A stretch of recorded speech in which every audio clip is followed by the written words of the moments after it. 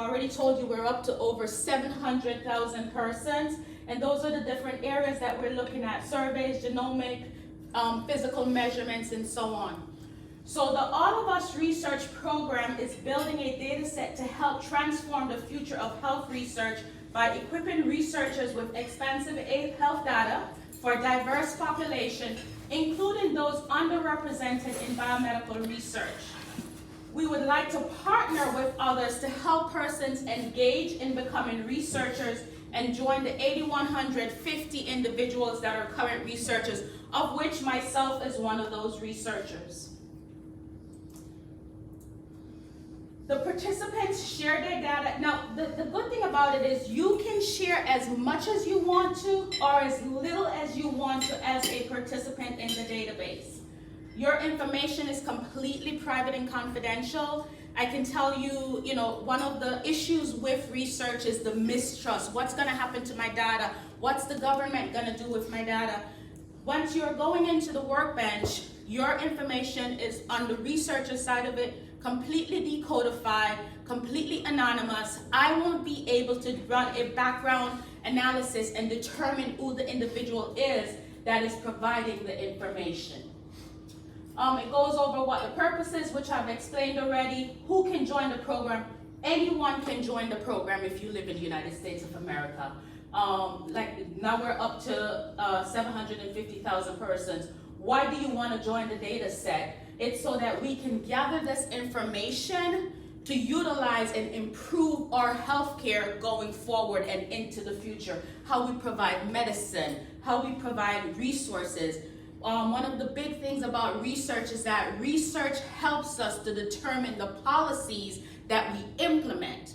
Everything that we're doing in long-term care, every policies, the changes with PDPM, the new MDS changes that went out, there's actually an arm of CMS, the CMMI, that before that, y'all didn't know that existed, did you? I think you're smiling. So within CMS, there's a group in CMS called CMMI, and what they do is everything that rolls out to us in our long-term care industry, they actually go in and pilot ahead of time with facilities, with organizations, and then once it's a pilot project essentially. Based on what happens, then they roll it out into the general populace, which is us in long-term care. Where can researchers access the data? I'll show you towards the end. The one group that can't participate in the research are biopharma, because they're doing similar components, even though I do presentations to research companies as such, because there are other components that they can utilize it for. But because this is a government agency, it is free information. That's the other component to it. If you've ever heard of done research, or someone's reached out to your nursing home to do research, usually there's a cost component on their end. With this project, because it's funded by the federal government, it's free. As a matter of fact, if you're a researcher, they give you a upfront $300 to be able to go in and do your time in. Most research won't take that $300. I still haven't blown through my $300. So I haven't had to tap up for more time. Yes, sir. So they're compiling all this information, but it's not a partnership with biopharma. And I was always under the impression that the pharmacy companies are the ones primarily doing research for advancements in medicine.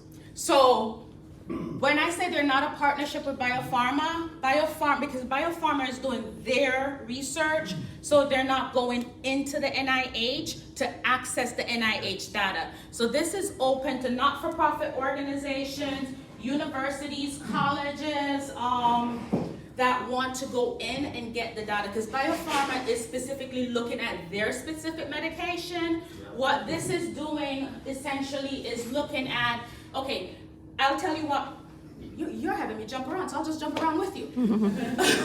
My last research in the workbench had to do with social determinants of health affecting African Americans who are diagnosed with HIV in the state of Florida. Reason why I chose to look at that is I was doing another research and I found out that Florida was the #2 in the country for the highest and fastest growing HIV rates.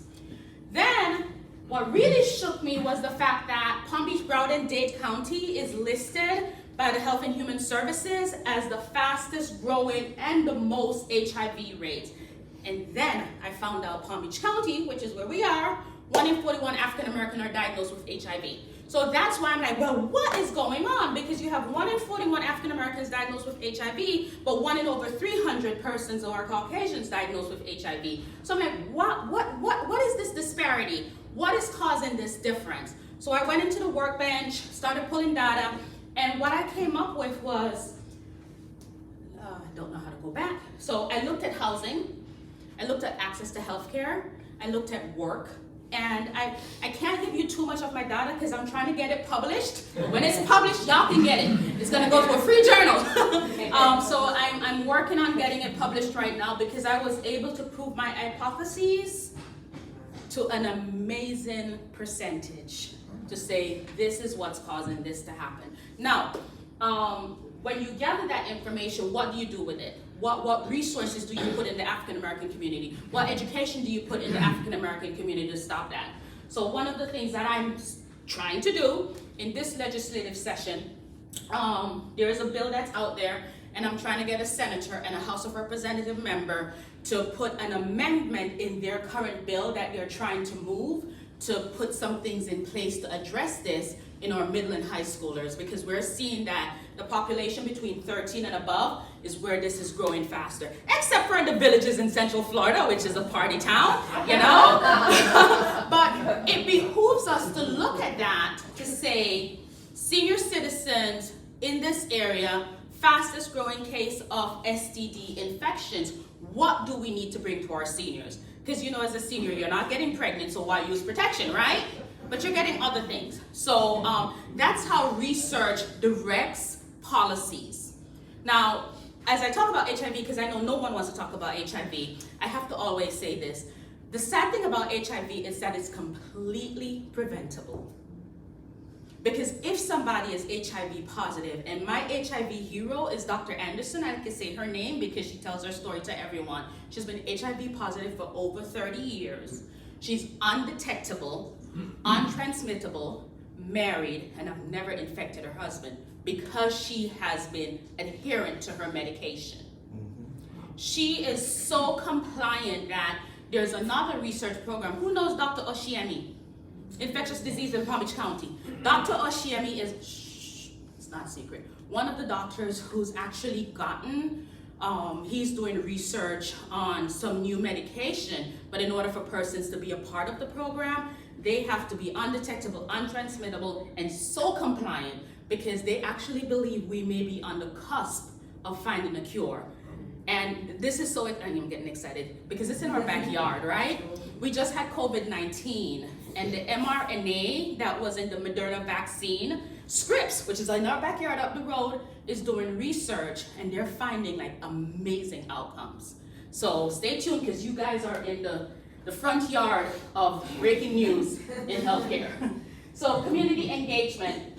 We try to get patients and persons involved to be members of the workbench, have healthcare providers be involved, because of course precision medicine is what's going to drive.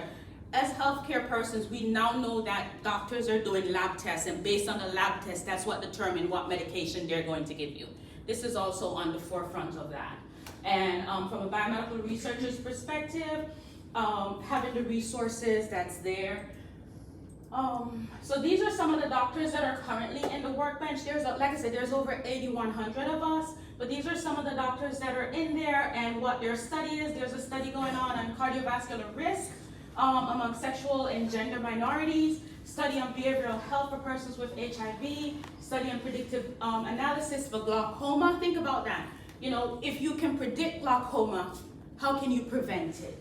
Study on Latino epidemiology. See, we got epidemiology in there. One word, okay? And study on personalized approach to breast cancer screening. So those are just some of the studies that's going on in there. It highlighted some more on her specific research on infectious disease. Again, we got infectious disease in there. But the workbench, it shows the growth since the limited time that we've started, from registered researchers from 2000, and like I said, we're at 8,100 now, so this is outdated data. Active research projects, we've almost doubled that, so I'm sure that's higher now. Publications, now this is what I'm trying to get. 160 currently, so hopefully, you know, I actually have a journal that's interested in my abstracts, so hopefully I'll get published for that.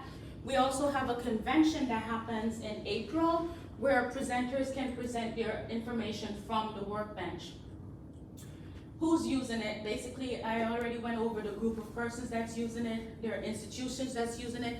NIH just gave out, I don't remember, millions of dollars though, to universities to help them, and there are other organizations, it was not just universities, to help their researchers do additional research, because one of the elements of it is it's only done in R or Python, statistics language. When I look at R, I know that it's R, but I don't speak the language. So you may have to get a statistician to interpret it. So I've actually asked the NIH to put SPSF in there because it's more common, but those data cost. So R and Python are free, so that's what they're currently using in the workbench. And I think that's the most difficult part, because you can go in, you can get information raw data, like how many persons affected by this, but in order to analyze it and see correlations, you have to speak either R or Python, and there's a lot of statisticians around that does speak that language, so it's finding someone who does. So what we're inviting feedback from researchers, persons who are doing it, applying the recommendations from a diverse steering committee, exploring opportunities to support science team. I can tell you my group that I'm working with, NIH, I'm so excited. So we started with them January of last year, and we did some fantastic outcomes. It was a 1-year grant, and as a result of our outcomes last year, they've granted us for 5 years. So I'm really excited about that and the work that we'll be able to do. So DREF, I'm a part of DREF, which is Delta Research Educational Foundation, Research Matters for All of Us initiative. Our campaign is to create awareness and encourage enrollment, encourage health and wellness, and educate the African American community. So for those of you who may not know, DREF is a not-for-profit of the sorority, Delta Sigma Theta Sorority Incorporated, which I'm a member of. And that's, you had asked me, that's how I got involved. Our job is to encourage and engage the community. We have different ways to do that. We have citywide coordinators. We currently have citywide coordinators funded by the NIH in 12 designated cities across the country. Miami happens to be one of that, so we actually have one in the state of Florida that's working out of Miami. We also engage historically Black colleges and universities to get persons of minority involved in participating and also being researchers. And then you have my group, which is a collective of 22 researchers nationwide. I'm the only one that's hanging out in Florida. There's a University of Florida professor that's a part of my group as well, but she's not localized. With our mission of engaging Black and African American researchers to use the NIH workbench. Our national call is to improve health and wellness across the African American community, address medical mistrust, and that's also a component of why persons are coming into the healthcare system later, because they're not trusting. Or, oh, I don't have that, or I may use herbal remedies rather than our traditional remedies. Showcase that there are researchers from the African American community, because if I look like you, you'll be more likely to trust me if I'm bringing research to you, because we cannot negate the fact that research in the African American community with the Tuskegee Project, the Syphilis Project, has caused mistrust in the community. And engage researchers to work in the workbench. What we've been doing, we have developed projects. We actually had last year 4 lunch and learn presentations with world-renowned presenters that are engaged with us, and we also had a national symposium last year. We have had this year, and when I say this year, calendar year for the government runs July to June. So this year we've had 2 symposium, 2 lunch and learns. We actually have one coming up this month on the 23rd for stress, African Americans with heart disease, and then outreach for researcher engagement. Now, is this a big project? You guys can see these are the community providers that NIH has engaged to bring this, and of course I circle my little group right here, okay? But these are all the national partnerships that the NIH has, so it's not just little DREF that's trying to do this. And these are all the consortium members that they have across the country, and you guys probably recognize some of the logos that are there. It's a, look at this, Blue Cross Blue Shield. I recognize that one. And then we have Nutrition for Precision Health. One of the things this month, actually, they're doing a call for abstracts, one of the journals, to look at nutrition, how that affects healthcare and food deserts. So these are the different organizations that's participating with the NIH. Now, why should you partner with the 22? By partnering with the 22 DREF Working Group to diversify the use of the NIH Workbench and their organization to advance health equity, to ensure that everyone has equal access to healthcare. This is an ongoing project. Like I said, our goal is to recruit 1 million. We are moving fast and furious to diversify the research or workforce, because persons sometimes think that just to be a researcher, you have to be a scientist in a lab. It's been years since I've been in the lab. That was when I was a kid in college. But there's so much that we can do for research and actualizing precision medicine, which is the most important thing, to ensure that medicine and healthcare is geared towards the person. And I'm just gonna show you a quick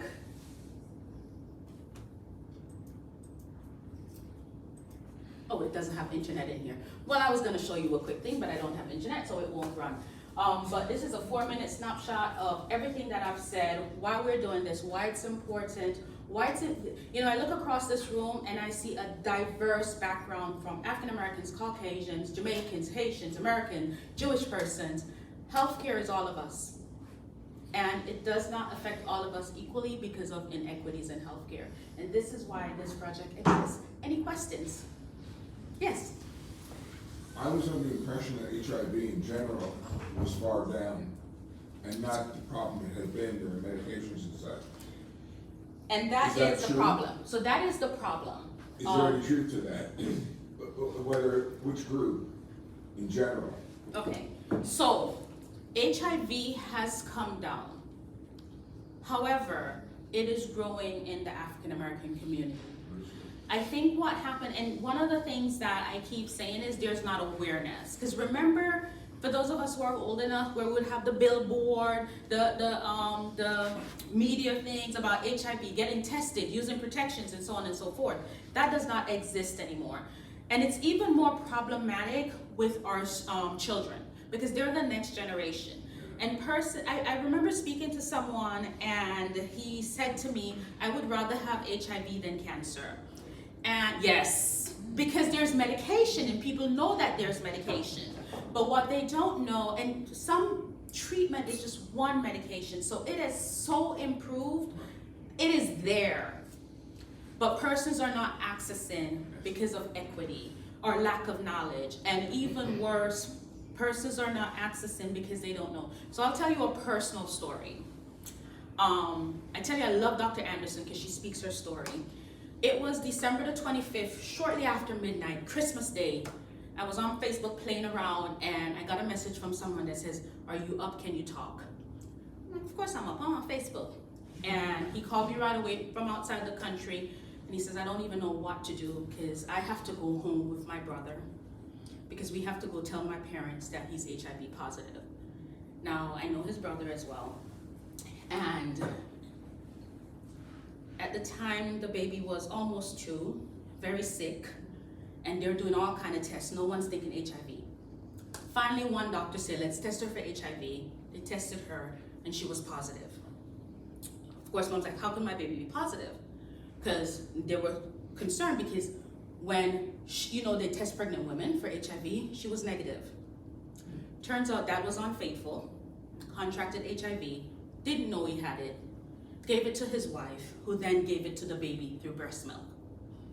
So, like I said, I went into social determinants of health because of my nursing home that I worked in. But I focus on HIV because I personally know a family that has been touched, and has been touched because my dear friend did not know. I know you shouldn't have been cheating in the first place, but people do what they do. But my dear friend gave his wife HIV, who gave it to their baby. So that's my why for why I focus on HIV. It's, like I said, completely preventable. Because yes, complete. Mom didn't. My friend's alive, the baby's alive. Completely preventable. Completely preventable with treatment. Persons who are HIV positive can be undetectable if they're on their medication and untransmittable. And that's the message that needs to go out. Life happens, we know that. But if we're getting treatment, we can live long, healthy lives, and we can protect our loved ones. And for me being an African American female, knowing that I am in the hotspot, literally the Health and Human Services has identified 57 hotspots across the United States, including the territories, Guam, Puerto Rico, etc. We are in the 57 hotspots, Palm Beach County. So that's kind of scary. When I learned that statistics, the first room I went into with a group of people, I'm like, oh my God, about 2 of y'all are HIV positive right now. And there's a lot of y'all that are positive that don't even know that you're positive. And unfortunately, you look at the other populations, and it's a disparity. HIV can be eradicated within the Caucasian race in about the next 40 years, completely gone, just like polio, completely gone. Within the African American community, they're predicting it's going to be about 300 years. That is scary at the rate that we're going. So what is that rate? You mentioned 13 years old to... So the 13-year-old to 24-year-old is one of the fastest growing infection rates. I sit on the board of a not-for-profit organization that started as an STD clinic and they've bridged into primary health care. The challenge with our kids, lack of knowledge, the education that, first of all, we live in the great state of Florida where our laws now, which it was happening before our laws and before our governor changed that, so we won't blame it on any particular party. The education that's done, the CDC right now has a complete component on teaching STD prevention, and that's what I'm trying to get us to put in our regulation. So the CDC has that recommendation that's there. The entire program has been developed. In the high schools nationwide, about 40% of the high schools are using it, and about 28% of the middle schools are using it.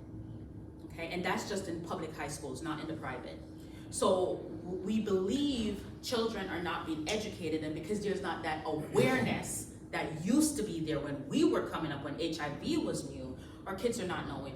We have children that are in high school that believe if I have oral sex or anal sex, it's not having sex, so I can't get infected.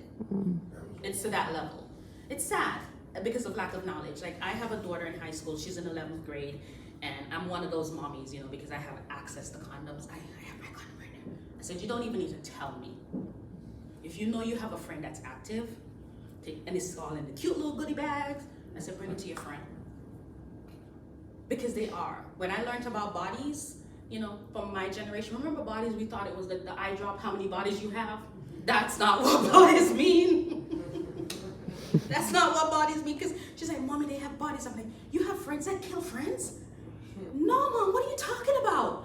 I'm like, she said, no, bodies is the amount of persons you have slept with. This is in high school. This is our kids. See? That was the week of Thanksgiving. Thanksgiving week when we were on break. And That's a thing. What's your body count? That's a thing. What are you talking about? So guys, our kids are using languages we don't even know about. And when my daughter went to Bach Middle School of the Arts, and in the 6th grade she came home and she's like, Mommy, one of my little friends is pregnant at school. Jesus. I'm like, really? At Bach? No. And it was the cutest little thing because the little belly grew and the daddy was there at school too. And they had the baby. Mom went away, had the baby, came back to school, and the happy couple in the 7th grade. And I'm thinking, Jesus. Oh my God. So that was my first experience with her, with life in the real world, but high school, when I tell you it's scary, it's scary. How many children do you have? I have two. I have a 16-year-old about to be 17 next month, and then she'll get 18 and get out my house. I'm joking. She said, Mommy, I'm not going off to college. I'm staying and doing 2 years of PVCC because it's too expensive to go to college. I'm like, God, I had plans for your room. And then I have an 11-year-old. Huh? You're being honest. Listen, since she was 7, she told me where she wanted to go off to college, so I've embraced it. And then all of a sudden, this, now that she's in 11th grade, she's getting the cost factor. And, and I'm like, and she's like, Mommy, those dorms are expensive. Those dorms are expensive. So 2 days ago, she called me and she said, Mommy, what is your degree? And I said, and she said, doctor is not on there. So I said, okay. What do they have? I said, I have a graduate degree professional and your dad has a bachelor's. Because my little girl was there at school doing an application for PVCC. Because she is headstrong, she ain't going away, which is like, golly. That room, I have plans for that room. They have no idea that we think this way. So, essentially guys, how can we collaborate? Like I said, we have lunch and learns. Get the information out. I am just so excited about what this will show in the future and how think about it, when they start making policies based on something we're a part of, these are the things that get me excited. So